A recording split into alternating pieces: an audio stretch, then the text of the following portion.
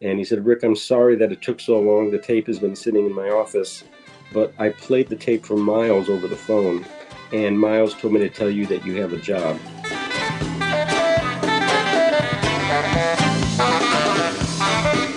That's a 28-year-old Rick Margitza playing with Miles Davis in 1989. In our conversation, he tells us the incredible story about how he ended up in Miles's band somewhat out of nowhere, and what it was like to work with one of the most iconic legends of music. Rick also gives us some amazing insights into what he learned musically from that experience and how he teaches those lessons to his own students. I'm sure you're going to find this episode as fascinating as I did. Enjoy.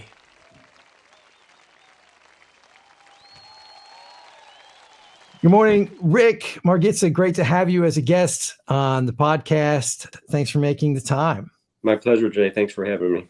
Yeah. So your story, we have something in common that we both live in France. I was interested in knowing a bit more about your story, which, I'm sure there's so many interesting parts to it, like playing with Miles and, how you ended up, the path of your career and how you ended up eventually living in Paris. So maybe we can start just telling us a bit of that story. Well, let me start from the beginning. I born and grew up in Detroit, really musical family. My father's a classical violinist, and he played violin in the Detroit Symphony. And they also used a nucleus of those string players on all the old Motown records. So when you hear any of that Stevie Wonder, Marvin Gaye, Diana Ross, all that stuff, my father is one of the violins on those recordings. So that's super cool. It's a nice kind of lineage to be part of. My grandfather, was a Hungarian gypsy violinist, which is our heritage. We're from Czechoslovakia and Budapest. So everybody plays music. And my maternal grandfather played bass with Glenn Miller, but he also played cello on Charlie Parker with strings. So the Bird record that you hear, like the cello solo at the beginning of Just Friends, is actually my grandfather. Unfortunately, he died when I was really young, so I never got a chance to talk to him about that. Oh, man. So I was really fortunate. So I grew up in a house where I was hearing classical, gypsy music, jazz, great R&B and soul music. So I kind of didn't even have a choice. Well, at some point you had to make a choice, I'm sure. But I love that when people tell their story. So often there is that's a common thread, is the musical family and how important that is, for so many people. Anyway, please continue. So I started, my grandfather taught me how to play violin when I was really young. He just taught me these little Hungarian songs on violin. So I was kind of learning to play by ear. And I got the classical music bug just from hearing my father play all the time. So I started studying classical piano for a couple of years. And then when, in junior high, when it came time to join the band, there was no orchestra. So we had to learn or pick an instrument. So I picked oboe for some reason. I think I just if you wanted to play saxophone, you had to play clarinet before you got a saxophone. But I also was fooling around with the oboe. So I had both of those happening. And my mother said, do you want to hear an oboe on a record? And she put on the Charlie Parker with strings. So that's kind of what really kind of switched everything over for me, is when I heard Bird the first time. Yeah, so light went off and I kind of just went into school and just said I really want to do the saxophone now. And that's kind of how that started, by just coming home and playing along with records. Wait, I have to ask you, so do you think your mother was trying to direct you towards playing the saxophone by choosing that example? Maybe subconsciously. I think she was just, she just wanted me to hear the oboe. And, perhaps I've heard that. I had heard that record before. I'm sure she played it, but she said you just listen for the oboe or something like that. But it was hearing Bird that really kind of, like I said, a light went on. I said, that's what I want to do. But also at this time, I had a cousin, a little older than me, a female cousin who was playing drums. And she turned me on to the Brecker Brothers and Chuck Mangione. And early Chuck Mangione, this is before Feel So Good, his kind of one hit that kind of put him more into the smooth jazz kind of chart topping kind of things. But that earlier music, I think is great. And the saxophone player, Jerry Nywood, who continues to this day to be one of my major influences. So it was like Coltrane, Brecker, Charlie Parker, and Jerry Nywood were my first four guys. And Jerry, not for like his harmonic sensibility, he's not sophisticated like modern, but his time and his swing and his melodic sense. So between that and then the balance of all those other guys, and also Cannonball was kind of a real strong influence at the beginning. And then what I call the white Jewish tenor school, which is Brecker, Liebman, Grossman, Bob Berg, Bob Mincer. Larry Schneider came a little later, but it's kind of interesting that this generation of white Jewish guys in New York, who all came from Coltrane, became this major force in New York at the same time. So those guys were all huge influences on me. And then it wasn't until later that I began to really appreciate the greatness of Sonny and Wayne and Joe. I came to those guys later.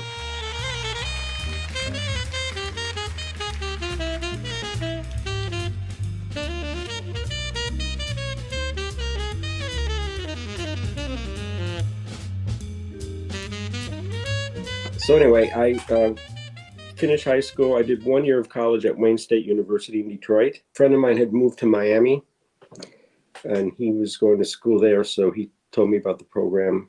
Actually, I went to Berkeley for a semester before that. Kind of I'm jumping around here. So I went to Berkeley, enjoyed being in school. I enjoyed being away from home and in an environment where there were so many international people playing and just a lot of jamming so I didn't really get that much out of the school at that point, but just absorbing being away from home and being in that environment. Then I went to University of Miami for a couple semesters, met some great musicians and had some incredible teachers there. When I was in Miami, context, could you give us like the roughly the year we're talking about here? Yeah, so Berkeley was 1981. I think I went to Miami in 82, 83. While I was there, some relatives of mine from Detroit got a job at the Sheraton Hotel in New Orleans, just playing kind of jazz in the lobby 6 nights a week.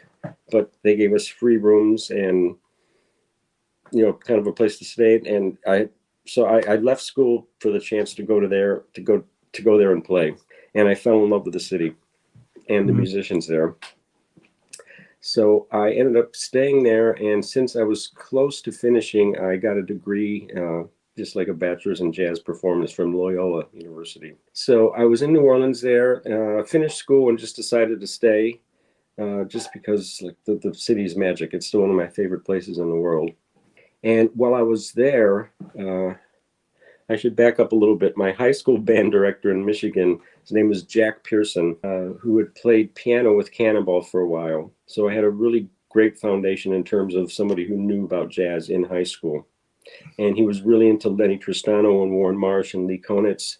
So he planted some really important seeds in my musical psyche in terms of really improvising and trying to be original and not play cliches. And so that was something that kind of to this day stays with me. And his son, his name is Matt Pearson, who became a producer. So fast forward, I'm living in New Orleans, and Matt had moved to New York and was working as an intern at Blue Note. And he said, I could get a tape of yours to Bruce Lundvall, who's the president of Blue Note at the time. So put a demo tape together and send it to me. So I had some live stuff from various gigs that I had recorded, and we went into the studio and recorded a couple things, and I sent it to Matt. So he played it for Bruce, but he also took the tape and sent a copy to Tommy LaPuma, who's in the studio recording a mandla with Miles, unbeknownst to me. So first of all, Matt called and said, Bruce said he wants to do a record with you. So it was literally that easy. Like, it's not what you know, but who you know. But of course, I sent the tape that had some good stuff on it, I assume. But if I didn't have him to get the tape to the president, who knows what would have happened. So I get a call a couple months later from Tommy LaPuma, who tracked me down in New Orleans. And he said, Rick, I'm sorry that it took so long. The tape has been sitting in my office. but I played the tape from Miles over the phone, and Miles told me to tell you that you have a job. And did you like drop the phone or? Yeah, it was really like surreal. I mean, to this day, I can't remember a lot of the details because it was just like, I can't think of any other word other than surreal. Oh. So this is before I even moved to New York. And Tommy also said, it's too bad that you signed with Blue Note because we would love to have you at Warner Brothers. So I'm 26 years old before I even moved to New York, and I had two labels kind of bidding for me and the gig with Miles. I guess to my credit, I really don't remember going through any kind of ego thing. It was like, I was at that point still just kind of worrying about, am I good enough, and just working on the horn. So I guess I handled it okay. After a lot of back and forth, I decided to sign with Blue Note. And it was still, Mike, the question that comes to mind, like, I'm really curious. I want to hear this tape. I have it somewhere. Job sight unseen with Miles. I have it. Yeah, I have it somewhere. I recorded a couple of my tunes in the studio, but then there was just some live stuff in the club from a couple of nights that I guess I thought were good. So I guess so. So the thing is, I was still living in New Orleans, and Tommy said, Miles wants to meet you. So I had to fly to New York. And this is one of the things, I have no recollection of going to the airport, what I was thinking, what I was feeling on the airplane, when I landed, where I went. It's all like completely blanked. I just remember finally getting to the hotel because Miles was living at, there was a hotel that also had apartments on Central Park South, the Marriott Essex House.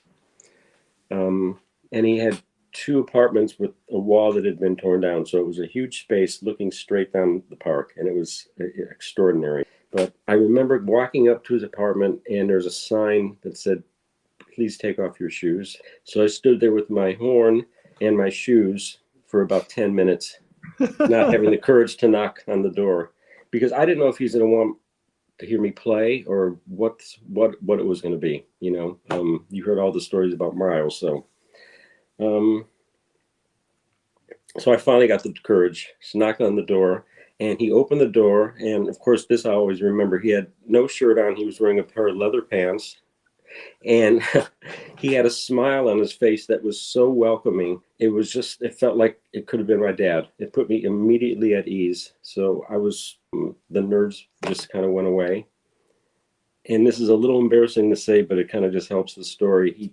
The first thing he said is, how the fuck did you learn to play like that? So luckily I thought on my feet. I said, I've been listening to you all these years. So he laughed, he put his arm around me, said, come on in. So I remember sitting down, and there was a huge walk-in closet, and he comes out and he says, I have all these clothes and I can't find a shirt to wear. And he was just normal, really, really cool. A little kind of absent-minded. So he goes over to his dining room table, which had a lot of shit on it, and he's looking for some stuff, and he found 2 cassette tapes, and he gave them to me, and he said, I'll see you on stage. Wow. That was it.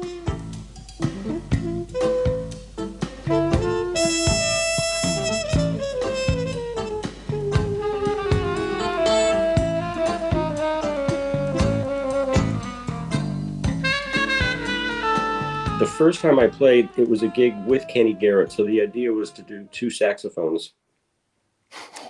And luckily I had seen the show. So I kind of seen the show a couple times. It was, that band with Kenny Garrett and Foley and Benny on bass and Ricky Wilman on drums. So I kind of knew how it was structured. So I just transcribed a couple of the melodies and just kind of stood there and, played those and waited for him to point to me to play. And so it was the sort of thing where there wasn't set arrangements. It was like Miles would, depending on his mood and what he was feeling, be like, all right, you solo, or now we're going to do this, now we're going to go there. And you just had to follow. Other than playing kind of the head, once he started playing the head in unison, and then kind of just seeing who he pointed to in terms of soloing.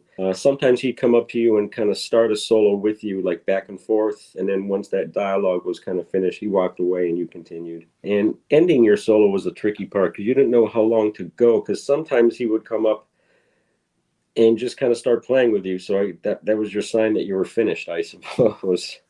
So that was a little tricky because, you want to pace your solo so you build and you don't overplay. So sometimes you got to your peak, but he wasn't there yet. So you had to kind of continue at that level, which you may not normally do.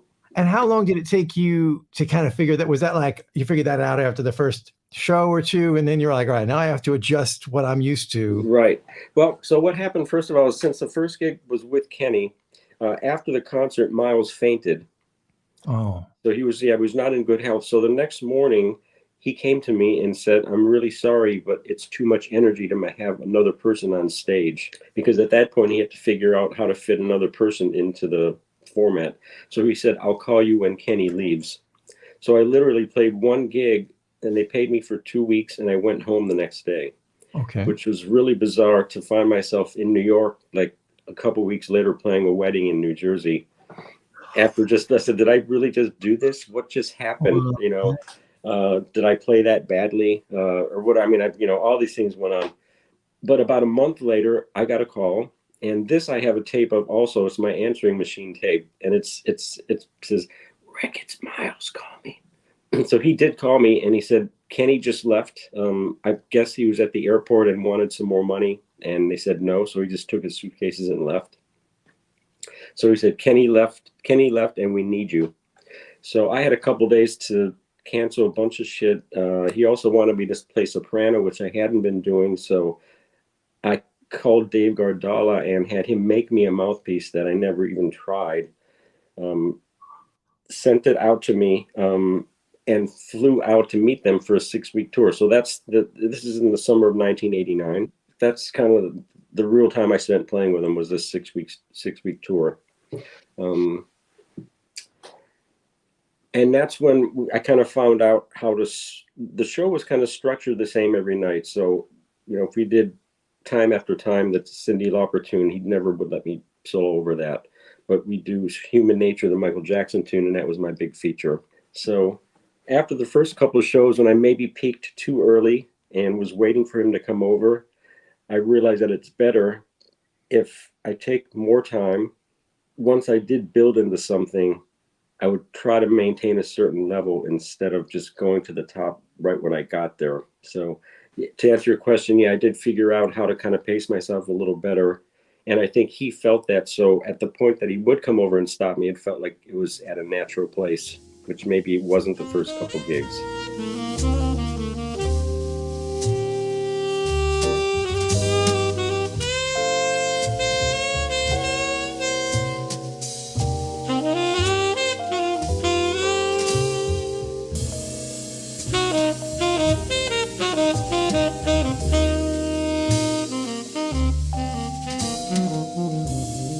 And I learned so many things, but one of the most important, of course, is the use of space. And I listen, there are a couple videos out there, and I watch them, and they just make me cringe because I'm playing so much. And I didn't learn till probably after the gig just the importance of just letting things happen, But could you expand on that principle, because that's something? Yeah, it takes a certain amount of maturity, musical maturity, to figure that out. And even when a teacher tells you play with more space, I think people can really benefit from you expanding on that concept a bit. Yeah. It definitely comes with maturity and age, and there's just something about the energy of youth. And when you're playing in front of a big audience and you're with Miles, it's like your adrenaline gets going, and it just felt so good to play. It's hard to not play, but just watching him, I guess I should have learned that lesson sooner, but it took the time it took. But what he would do, because we were playing obviously a lot of vamps, a lot of one chord things, and he had a cordless microphone, so he would walk around the stage when his solo started and maybe for 2 minutes not play anything. And it doesn't seem like a lot of time, but when the whole audience is waiting for you to play, it's a long time. And he would sometimes walk over and pick up his trumpet and pretend like he was going to play and then put it down. So he just created all this tension and drama by not playing. And then when he finally would play, it could just be a couple notes, but the tension was just,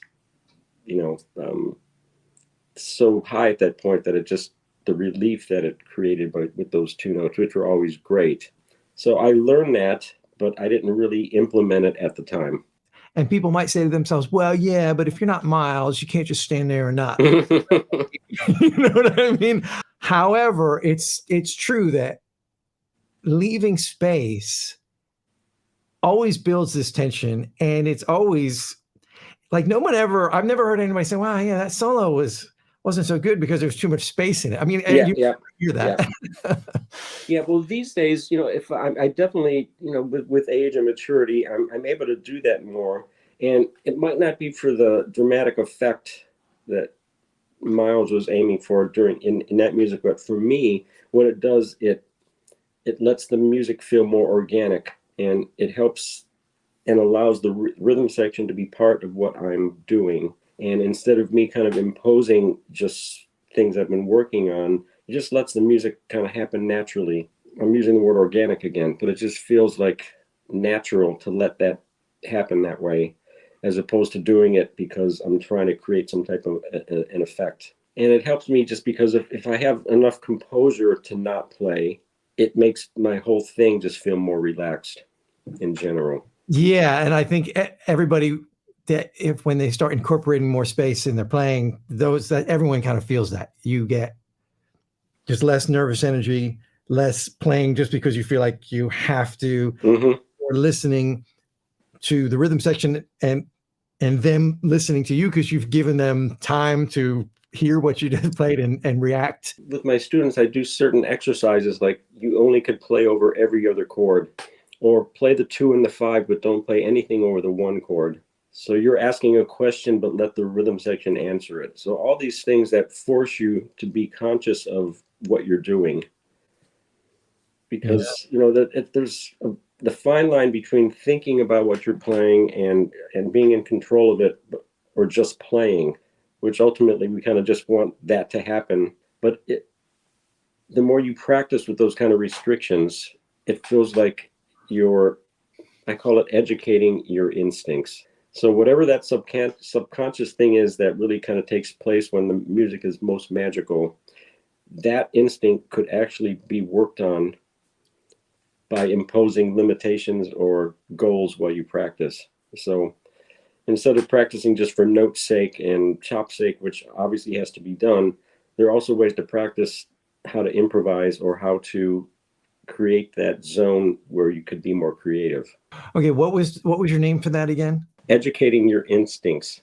Educating your instincts. Wow. Well, I would love to hear more on that. Give a couple little examples of that. That'd be fantastic. There's the Mel Lewis and Friends album with Michael and Freddie Hubbard from years ago. There's a blues, and the Freddie Hubbard solo is extraordinary because almost at the top of every chorus he comes back to the same idea. Different versions, but you could tell that he's aware of what he's doing, but it does not feel mechanical. So that's one of the things I have my students do, or some things what I practice is I force myself to come back to the same idea. So you kind of have this running commentary with your own self. This idea of telling a story means that you are playing more like a composer, where you're using a certain phrase or small motive and you're working it, as opposed to just playing licks or just playing. You're actually more conscious of what you're doing. So that's why I love Wayne and I love Mincer, because they have that kind of quality of playing like a composer, as opposed to Grossman, who just plays like a wild animal, who's amazing. But you know what I'm saying? I'm Yeah. exaggerating, but this idea of telling a story. I also put limitations, like you can, within the first chorus, you could play no more than 4 eighth notes in a row.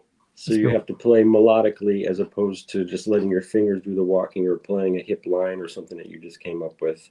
So, and there's, and even like putting those two things you said, you could modify those in so many ways. So that's just like a starting point, and then you It could be, just let me just see how many different restrictions I could come up with to keep it interesting. And yeah, so training. What was it? Training your educating or training, yeah, training your instincts. training your instincts. Yeah. So it's this line between thinking and not thinking. Because I remember when I first met Michael, one of my first questions are you thinking when you're playing? And he said yes. And then I heard him give an interview years later, and they asked him that question, and he said no.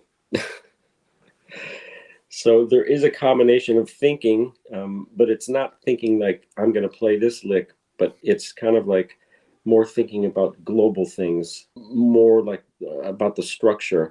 Well, maybe does it ever happen to you that like maybe you'll be playing and in one circumstance you're thinking because it's just on your mind and however you feel that night, and you're doing a really good job of telling the stories and everything. And Mhm. then on another night, circumstances may be different, and you're not thinking, and it's just coming out, because maybe there's like it's not either or, but it's like, how much thinking are you doing? And how much storytelling are you doing? Because sometimes I'm telling a lot of stories, and sometimes I'm Mhm. Mhm. relying more on the instincts. Yes, and if we could control when we knew that was going to happen, it would be so much easier. But yeah, that's the mystery. So you have to. That's why we practice vocab. That's why I practice vocabulary, because you have to have stuff that you can play when the magic is not there. And so even with Miles, I realized that he was not playing completely new stuff every night. From night to night, he would play a lot of the same stuff, but he would place it in different areas. So you develop this ability to really have control of your language and then manipulate it, as opposed to just playing out of thin air. I can't think of too many people who actually just do that, who are improvising all the time. It's more about using and manipulating your language when you need to, and letting that become an organic part of what you're doing. Yeah, absolutely.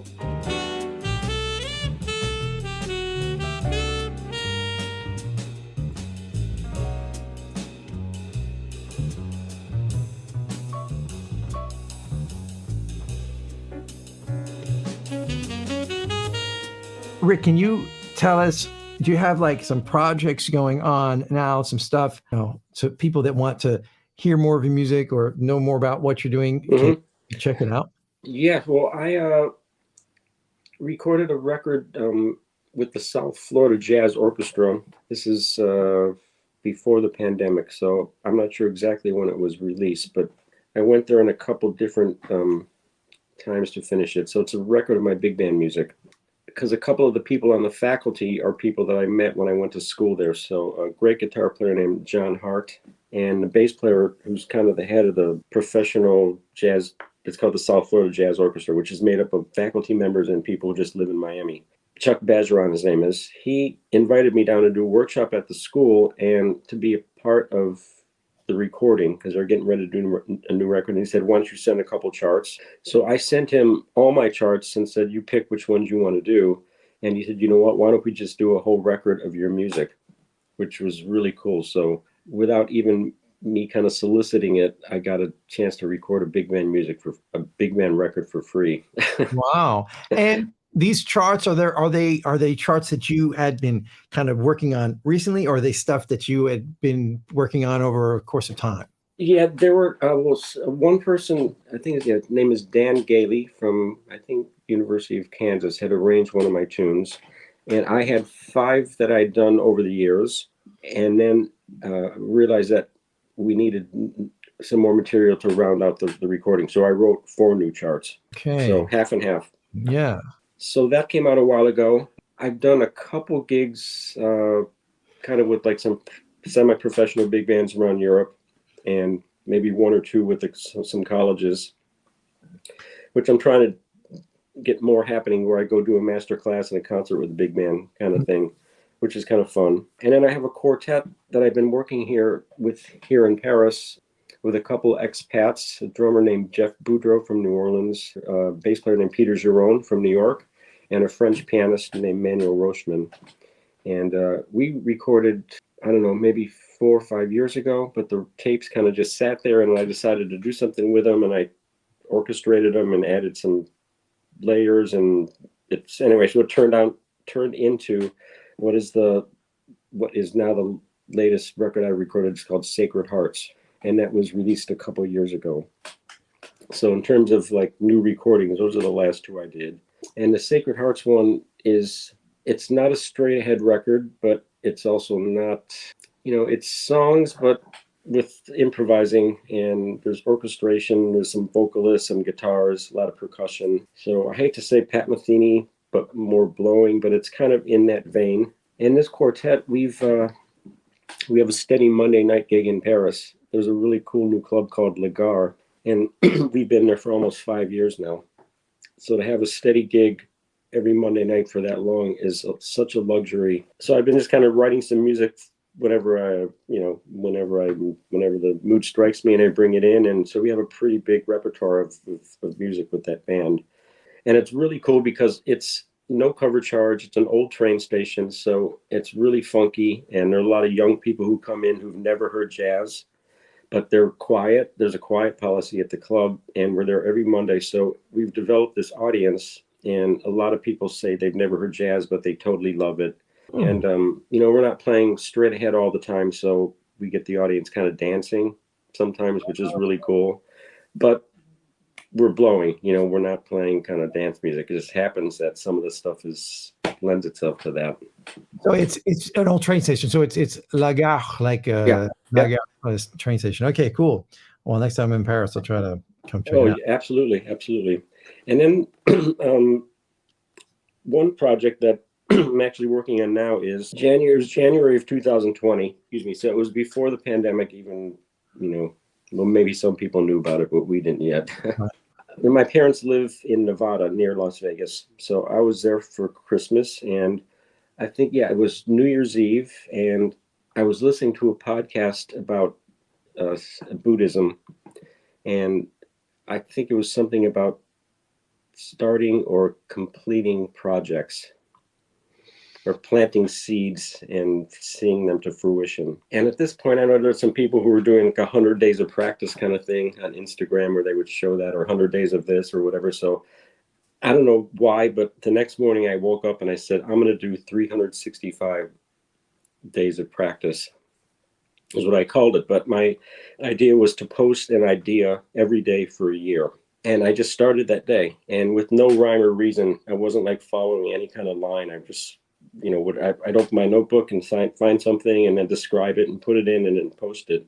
And then sometimes what it turned out is like maybe over the course of 3 or 4 or 5 days, I would follow one idea and expand it and then jump around to something. So I'm putting that together, and I'm turning it into a book, because a lot of people thought that it would be a good idea.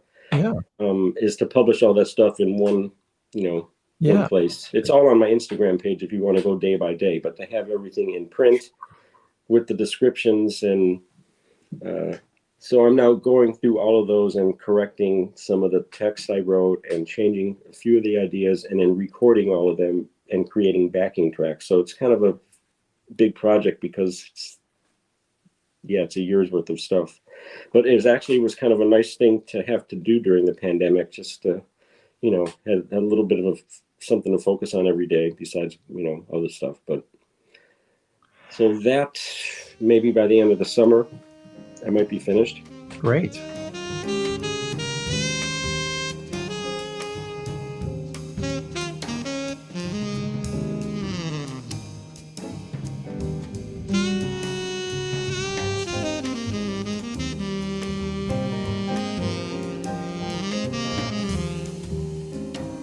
And two other things I wanted to ask you about. Mm-hmm. One is, how did you end up living in Paris? Okay. So I've been here, this August will be 21 years, actually. I was living in New York at that point. It was 10 years, I guess. And around 3 things happened. I was living in an illegal sublet at that point, and we got discovered. So I was going to have to find another place to live in New York, which is always very traumatic. And at the same time, I was asked to join a French band. There's a band called the Mouton Reunion Quartet. So it's the bass player, Francois Mouton, and his twin brother, Louis, who's the drummer. And Francois lives in New York. So we had done some playing, and they had this quartet, and the saxophone player decided to leave. So they asked me to join the band. So I was starting to come over to France a little bit more regularly. And I always loved Paris, of course, and I always had thought this would be a very cool place to live.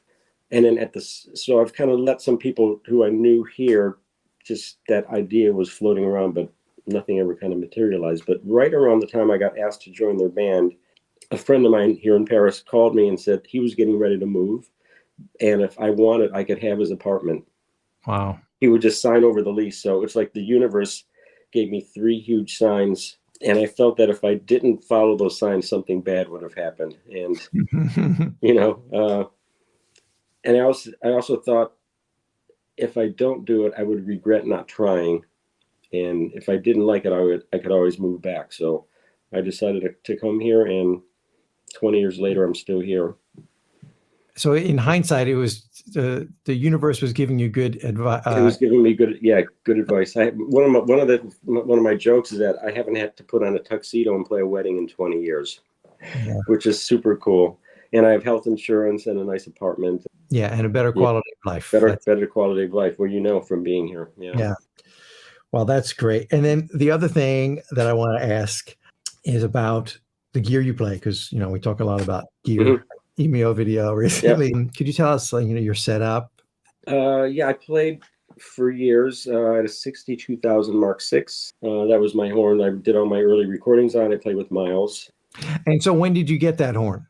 I got that before I went to Berkeley in '81.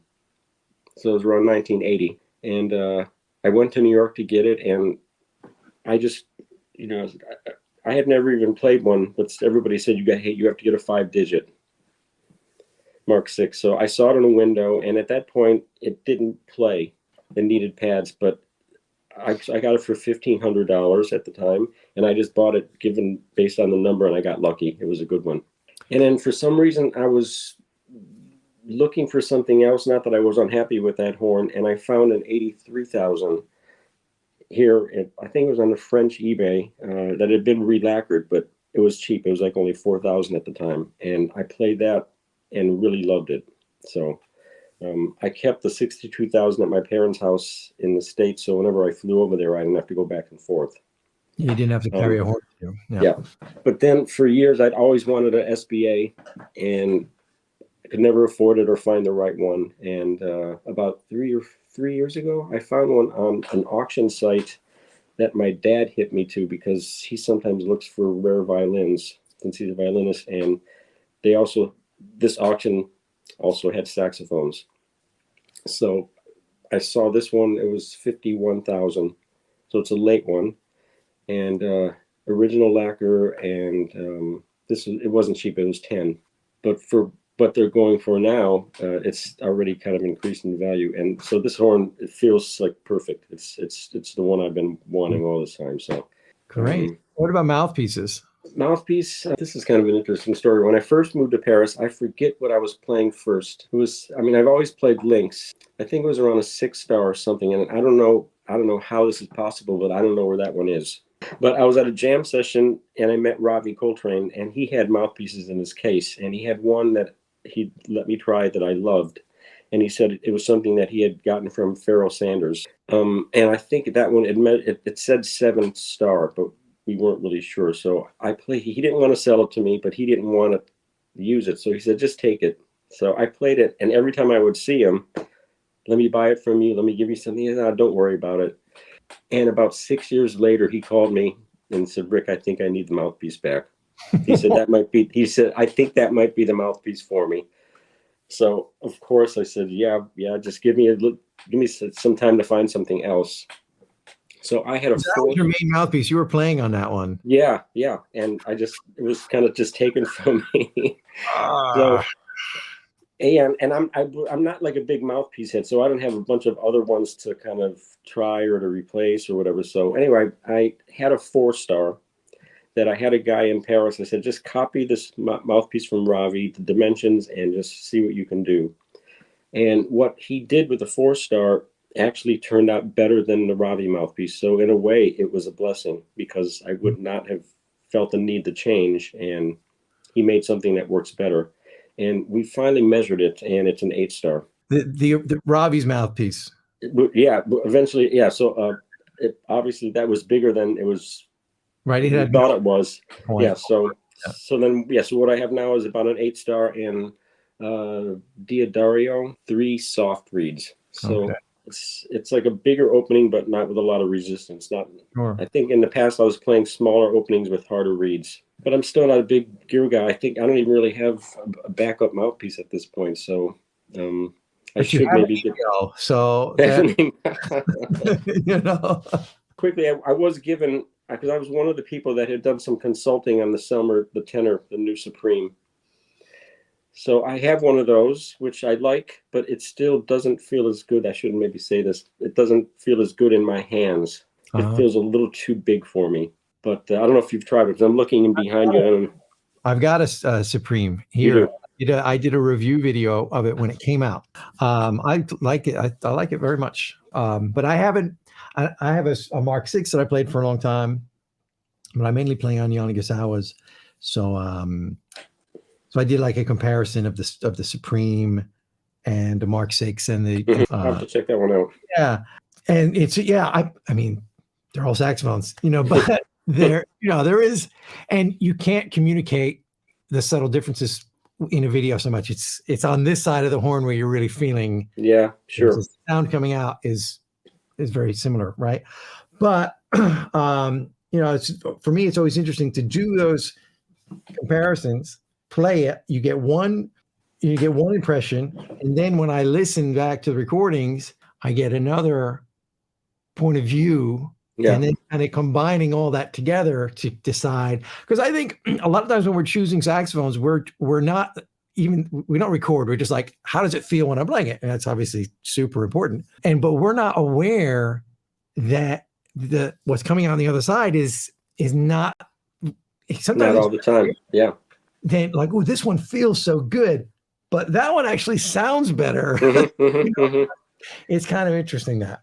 And it really takes. One thing that I'm really bad at is when I'm trying out a horn, especially in front of other people, I have no idea what to play. Oh, me too. So I wouldn't have the courage to try a horn on video and then post it, because I don't know what to do. It's like I'd have to be kind of secretly recorded for me to be comfortable trying out something. Well, the way I do it is I don't just also to try to make it easier for the people listening, I try to play the same thing. So I will either play a melody or play an etude or play a transcription or just something that's kind of set. That's a good idea. Just play body and soul or something instead of trying. Otherwise, it doesn't. People might say, "Oh, well, that example you played sounded better, so I like that saxophone better." It just doesn't. But for me, it really it would take taking the horn to a jam session and playing it all afternoon to really get to the point where it's vibrating or not, to get a better sense of. And that's another thing. Yeah. What it feels like and sounds like at home in your practice studio is very different than when you're playing 3 sets with it in different, in a really loud environment with mics and monitors and the whole acoustic jazz setting. When you're playing subtonal, I mean, so many different. You kind of put it through these situations, and I think a lot of saxophone players end up in really diverse situations where maybe they're playing with a big band or all these different things. Yeah, and you want gear that is like, okay, I don't want to be like, oh, I have to change my saxophone because this one can't really subtone well, and I got to do an intimate jazz gig. So anyway, I love the Supreme. Yeah, I played it on a gig for the first time a couple weeks ago, and it was like, ooh, it's great. Felt really good. So I'm a fan. This has been great, and thank you for that. We got so much stuff to store. I love the stories, and I think that's the more I do these interviews now, I'm just like, I just want your best stories. Everybody's got great stories, right? And some have more interesting ones than others, but that's really, it's so fantastic to hear all that stuff. So thank you for sharing all of that. My pleasure. And of course, the great tips, the improvisation insights, also really much appreciated. And I hope we get to meet in person one day. That would be great if you're ever up here for sure. But let's keep in touch. Okay. Thank you, Rick, so much. And have a great rest of your day. You too, my friend. Take care, Jay.